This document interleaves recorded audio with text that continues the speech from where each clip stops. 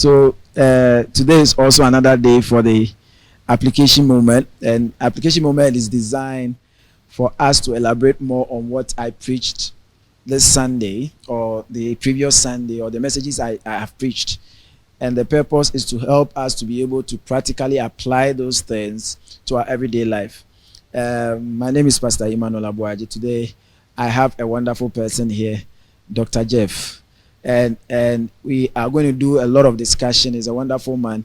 He's going to tell us a lot about how he's applying it and how he intends to apply and what he has learned out of it. And he's going to be back and forth with our discussion. So we want you to share the page or like the page. If you've not liked it, go to our YouTube channel, subscribe to it, and don't forget to click on the bell sign so that you can get notification of all our messages, all our sermons, all our application moments, and then I hope you are going to enjoy it. So, Dr. Jeff, you are welcome. Thank you, Pastor. It's great to be here. Yes. So, as I said, this is application moment. We are going to discuss the things that, more importantly, what I spoke about today. I've been speaking about the 4 groups of people you find everywhere. We've spoken about the wayside person, and where we said the man lacked understanding. That was his main reason why he could not bear fruits. And that was what Jesus was saying. Then we spoke about the second which fell among the rocks or the stones. He wasn't able to get a deeper root. So that's the reason he was not able to bear fruits. And today I spoke about the third group of people. And I said this group of people, the seed fell among the thorns. And it represents the cares, riches, and pleasures of life. And they are the reason the people or the person or those group of people could not bear fruit. And so, what do you think? What is your intake on these various? Yeah. Well, first and foremost, I might say that the whole series have been quite detailed. I mean, we've learned a lot. Personally, I have gained a lot from it. And with regards to what we did today, where the emphasis was on the attitude. I mean, the attitudes that kill vision, and looking at it from the point of the seeds that fell in the thorns. And I remember you talking about the thorns, or as the Bible indicates, that they are those who, after receiving the word, the cares and then the pleasures of this life came in and then sort of pierced through those words, and then they didn't allow them to bear fruit. And I notice in our daily livings or in our day-to-day activities that as time and tide proceeds on, people get so engrossed in work, so engrossed in we have this subtle sort of competition in our minds, always trying to compare ourselves to people, always trying to compare ourselves maybe on different frontiers with people. I must say, maybe you take, let's say, a set of, let's say, mates who completed school the same year, and then the expectations are different. You see somebody somewhere who is maybe doing something because he or she has sort of invested certain aspects of their life or sacrificed much for it. And we look at the person's progress and then tend to match that with what we are also doing.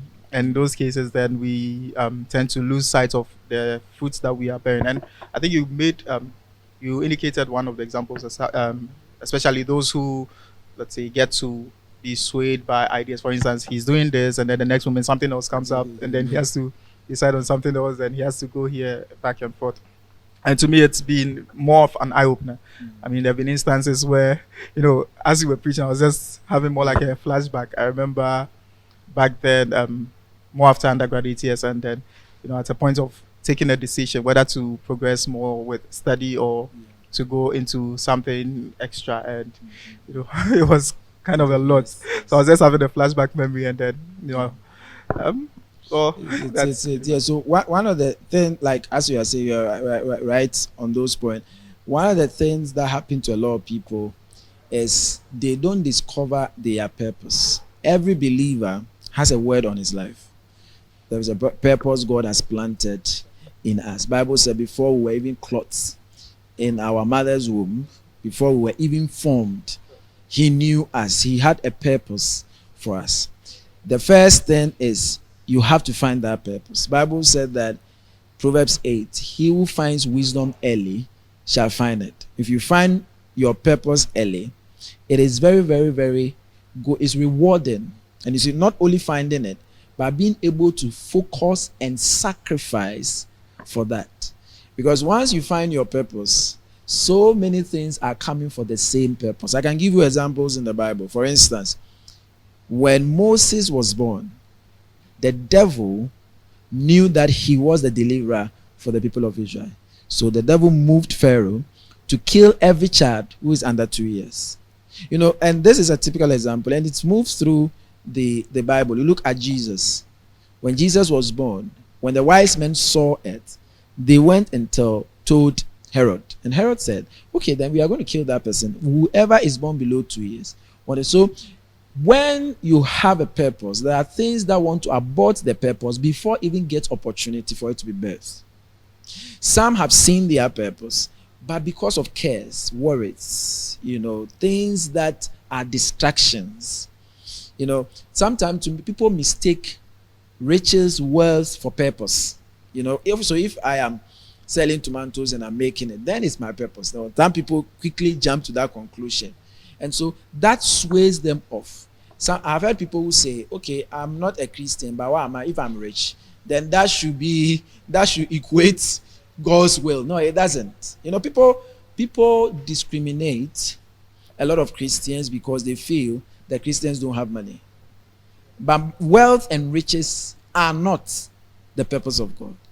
That does not equate your purpose in life. So cares are one. Riches are also another thing that could distract you for you not to really fulfill the purpose of God in your life. More importantly, it also doesn't allow you to grow in the word that you have received. Because a prophecy has been made concerning your life. And you need to really, when I say prophecy, I mean that the word that has been spoken concerning all of us, everybody has to understand. We all have to understand the calling upon our lives, the purpose, and understand it deeper. So that's why the first one, he did not understand his calling.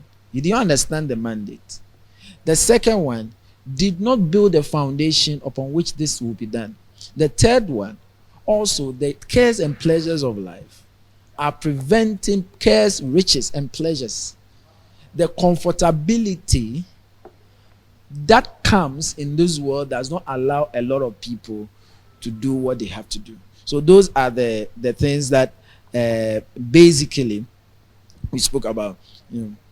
I was actually going to ask a question in this line.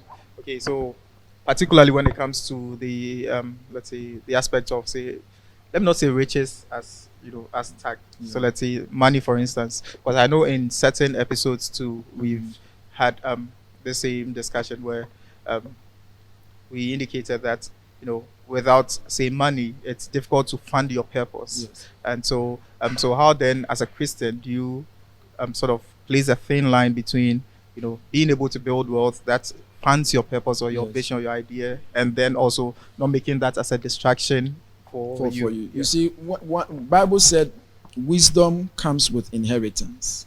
So wisdom, the outcome of money. Money is the fruit of value. So if you go for the fruit without not getting the actual value, it's like having the goose and the golden egg. The farmer thought that I'm getting the gold, so why don't I kill the goose, open it, and then I can take it? No, known to him, it is an activity that the goose goes through to produce the gold. So wealth is a product of value. The value you create is supposed to come out of your purpose. And wealth is relative. It depends on what is your key performing indicator. So, for instance, a teacher, wealth is his students. That's why in Galatians 6 verse 8, it says, share with the one who teaches you in all things. So the teacher's benefit, his reward, comes from what the student is teaching and the returns that they can in future, they will come and bless you in so many ways. And so that is how, if you're a business person, your key performing indicator is profit. So if Bill Gates is a billionaire, it's not wrong. In fact, if he is not, we will be suspicious. Are you getting it? And that is normal because he makes profit. That is an indication he is a good business person. But money is not an indication that somebody is a good pastor. You see, the issue is that the world have generalized, have used certain criteria to define everybody, and they say wealth, you riches. You see, riches. The Matthew rendering said that the deceitfulness of wealth. So there's a deception around wealth. It's like the way there's a deception on beauty. Yeah, so all those kind of things, those are how they work. But you should be able to make the difference and know that, okay, I have a purpose. I raise money to support the purpose. The purpose in return produce wealth. So the measure of the wealth you make, it varies with different aspect of purpose. You see, yes, Bible said Jesus became poor, so we become rich. So you can't say for Jesus his criteria was how much money he had. There are people who are working in different fields. As high as they can go, maybe it's 100,000 a year. I don't know if you could also touch more on, I think there was an example you gave. For instance, there are certain skills which are soft skills, which you don't need, let's say, any detailed education in order to do that.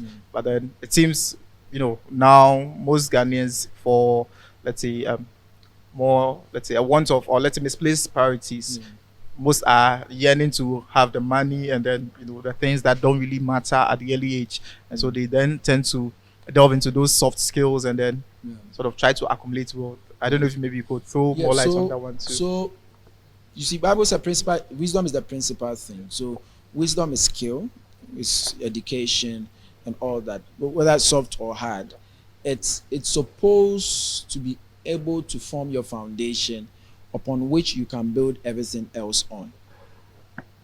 You see, and there are things that is the Bible have given it. So one, there's wisdom. You need to have a skill. You need to gain understanding in it. You need to have more knowledge to put treasures in your house. When you start alive at a certain point in your life, money is not the priority. What you need, your priority is the wisdom. But many people start going for the money. So anything that will give them money is what they do. And that is a wrong approach. Because if anything that will give you money, so if you do abobo, yeah, it doesn't work. Then you go and do tomatoes, it doesn't work. So at the end of the day, you are nobody. You are valued by the skill you have. In Ghana, when people are going to marry, they say, okay, doctor, okay, teacher, okay, nurse, okay, lawyer. Why? Because people value you based on your skill. And it's not wrong, because your skill defines your talent. It is what projects your talent out. So you first need to get that so that you are stable, because you need to be stable, you need to be consistent, and you need to be reliable in something. You see, yes, you can take something as your skill. You can maybe take something like say a driver as a job I'm doing. You have to go deeper, which means that cares and pleasures and worries of this and riches of this life cannot sway you off.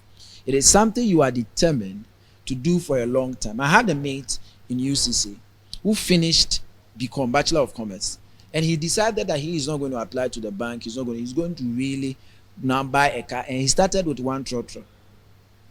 And because of his knowledge in Bachelor of Commerce, he was able to increase. Now he has a lot of cars within under his belt that he manages. He's managing fleets of trotro, and he's doing well. So that is how it works. If you are chasing the money instead of building the skills, the wrong thing. They'll say sobolo, sobolo, you go for sobolo. They say trotro, you go for trotro. So which means you are not working with purpose. Let me give you another illustration. You see, at a point in my life, I realized that I have come to a point where I don't live for money. I live for a purpose. And that was a defining moment in my life. I started looking for the purpose rather than focusing on money. And so when I found the purpose, it brought some joy, some excitement. My motivation increased because for everything I know I'm within my purpose. I'm functioning. The Bible said, for this reason the Son of Man was born. So all of us have a purpose, and that is what we need to do, especially if you're a Christian. Your life is not but it is not by chance. You need to ask God and find your purpose and where you should live your life. You should have to find your path, and the Lord will shine a light on that path. Yes. So that is the thing for them. Like you also said, so with the skill aspect, for instance, I mean, I think the defining factor is even when you realize that this is what you want to delve into, Yeah. then it's more about trying to understand the fundamentals of that, which most of us fail to look at. So Yeah.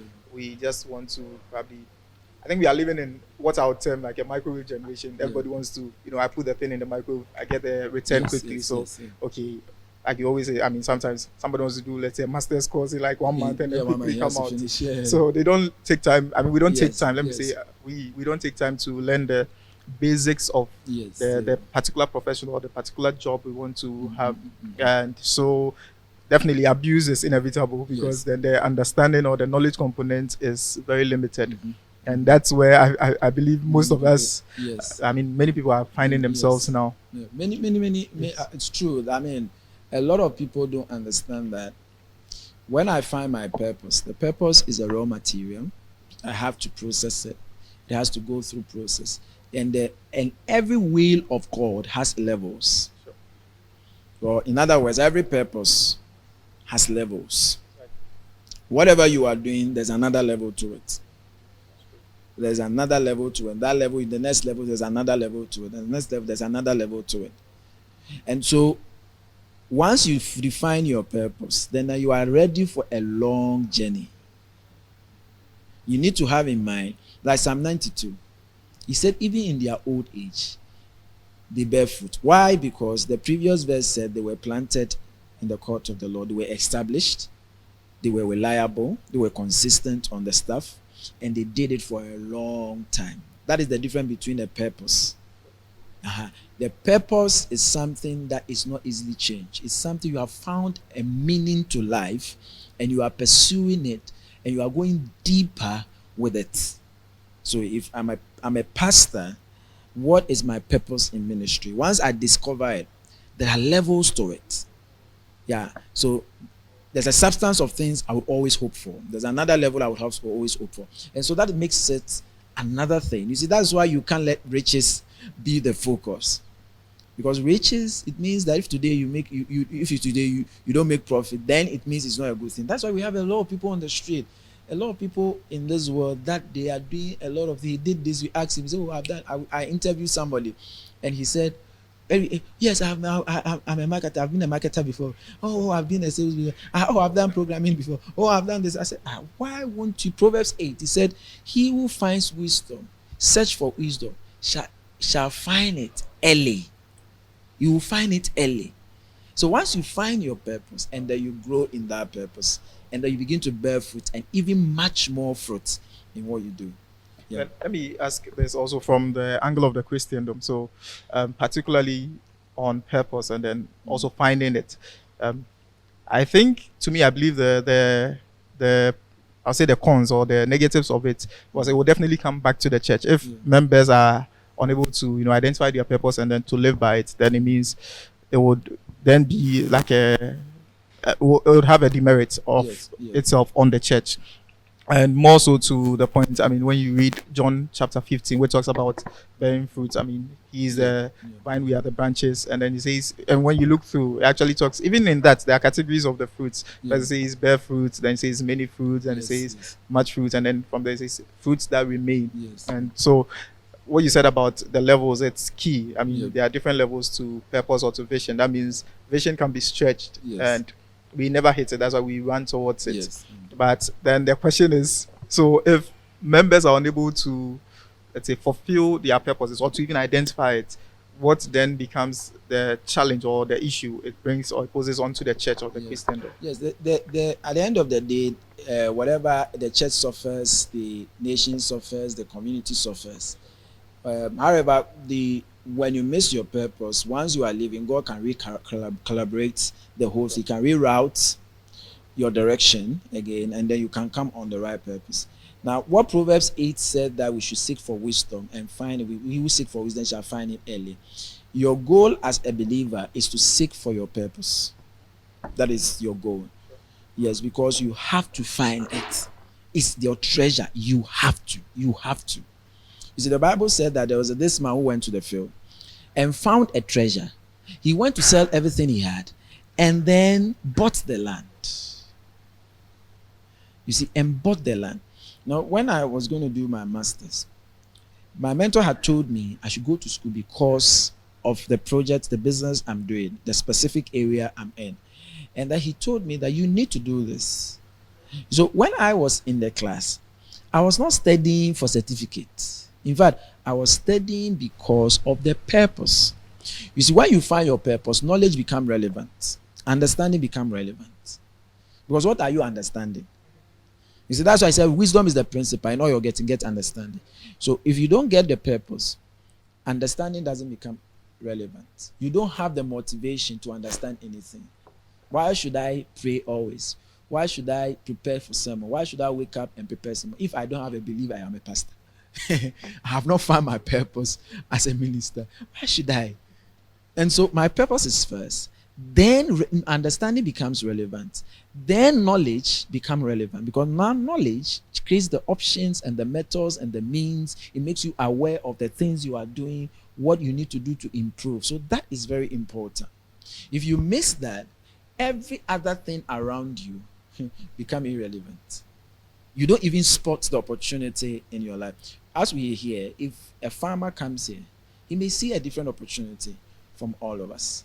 You know, where your wisdom is, where your purpose is where you find the opportunities. Then again, I would want to bring it back because I'm looking at it from this angle. For instance, let's say we are looking at what the church as a body or as let's say a body of Christ will tend to suffer if members or let's say the parts of the body are not fulfilling their purpose. Okay, so personally, I think there would be A lot of chaos. sort of chaos on their own parts or individual parts, but then as a church, what then do we stand to lose? Yes, that is why ministry. In fact, when you read the Bible, he says that he who prophesy, everybody should be able to do. He who has the grace, it's a grace that has accorded to everybody. He who is prophesy should prophesy. He who teaches to teach well. He whose ministry should minister well. So why is he saying that? The church is a body. He has an arm, he has a leg, he has all the parts. If we fail to discover our various purposes within the same body, then the body suffers. If the choir director want to be the usher, who will sing? Then he's not going to focus on his singing. You know, I used to do a lot of things. I used to play drums. I used to want to do everything I want to learn. Then I realized that if I learn everything, what will I do? Then I can't go deeper. Yes, I can't go deeper in my purpose. So why don't I find purpose in all the things I do? When I find what exactly that I'm called to do. So I realized that, okay, I am called into ministry. I'm called into teaching. So why don't I invest into it? Now, look, in operations management, we have something we call competitive priority. Every organization must have its competitive priority, must have the priority of which they want to invest. The reason is that if they choose all aspect of quality, if they are choosing, okay, we want to do durability, we want to do performance, we want to do everything, at the end of the day, the product become very expensive because you would have to invest into each of them very well. So all the companies choose one area of priority. Some choose durability, some choose performance, some choose work on cost, some choose this. So they choose. Toyota has chosen something else. BMW have chosen something else. And all other things are standard. It doesn't mean you can't get knowledge or understanding in that, but all other things are standard. And they are investing in their competitive priority. They invest a lot. So BMW and Benz are not the same. Though they are competitors, brand competitors, their competitive priority is not the same. So in strategy, when we say competition, it means uniqueness. You can compete well if you know your purpose, you are unique. So in other words, you can make your room, you can have a space everywhere if you are concentrating on your competitive. Because if you come here and you say, okay, I want to play keyboard, and there already keyboard is there. But if you come to a place and you say, okay, I am a preacher, I'm a prophet, and when you came, the pastor is a teacher, you have your room there. Yeah, so once you find your uniqueness, you can find a place because it's a purpose that drives you into a place. I'm not expecting that people who invite me to their church and places to come and talk, They don't invite me as a prophet. I've never received an invitation that I should come and prophesy. What they invite me to come and do leadership, come and do training, come and do personal development, and all that. Doesn't mean I can't do deliverance and do all of that. But my competitive priority is different. So that is very key. And that will strengthen the church. When people find their purpose in the church, it strengthens it. The finance people have found their purpose. I'm not saying if you're a finance person, it means your purpose is finance. I mean, you can find your way, you can find your calling, you can find your giftings, you can find where God wants to plant you and perform better. And that strengthens the church. Yes. And maybe just the last one, if there's still some, I think maybe I could still Yes. ask. So when it comes to, let's say, uniqueness of purpose, is there the possibility to have sort of diversity, even for an individual? Okay, Yeah. not like, I mean, multiple people, for an individual. Is it possible to have diversity in your purpose, but then they are still separately unique on their own? Yeah, so which mean you can function in different kind of. Different, yeah. You see, it depends on what you mean. You see, purpose is not skill. Purpose is not the knowledge. You see, purpose is your direction. So your direction can call for different things. The church here has a purpose. And so it has what it calls for. It has a setup it calls for. So I can learn multiple things and be skillful in other multiple things, but that still is not my purpose. So it's the skill and other things that are shaping it.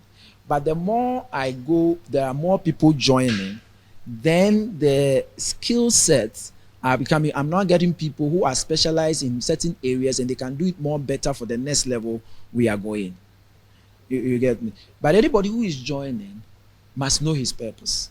So we don't create competition, unnecessary competition, comparing each other. Bible said those that compare themselves with each other are not wise. So once we all know our purpose, it strengthens. Because Bible said two are better than one. You know, the three-stranded cord are more stronger.